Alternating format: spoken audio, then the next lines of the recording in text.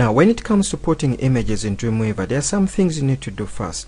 You need to first save the images that you are using in this project. For example, in my website here, I've actually created a folder called images. So all the images that I'm using have been saved first, and it's always good to give them sensible names. So the first thing you need to do is find your images, save them inside the project folder that is keeping all the Dreamweaver files. So that is the number one thing you do. If you actually don't do this and your project is handed over, any space that contains images will appear blank. So please, can you do the saving of the images first, and they must be saved in the folder that is containing your website files. So now this is the box that is going to contain my image. I don't need this text anymore because it has done its job. It's already told me where I'm putting my images. Now as you can see, these boxes are like text boxes.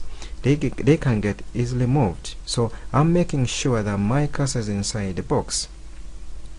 If I can click on insert image, and I find my image that I'm going to be using for,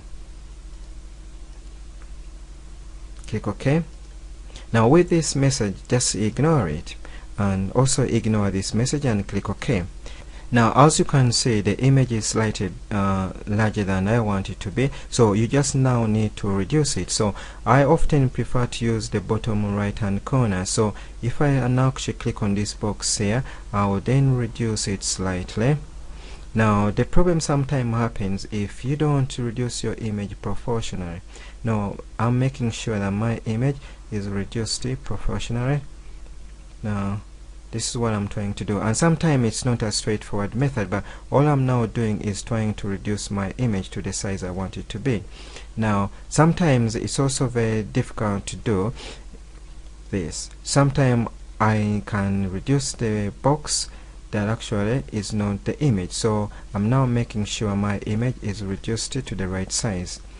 But just remember that the visual line will not be seen. So that's an example.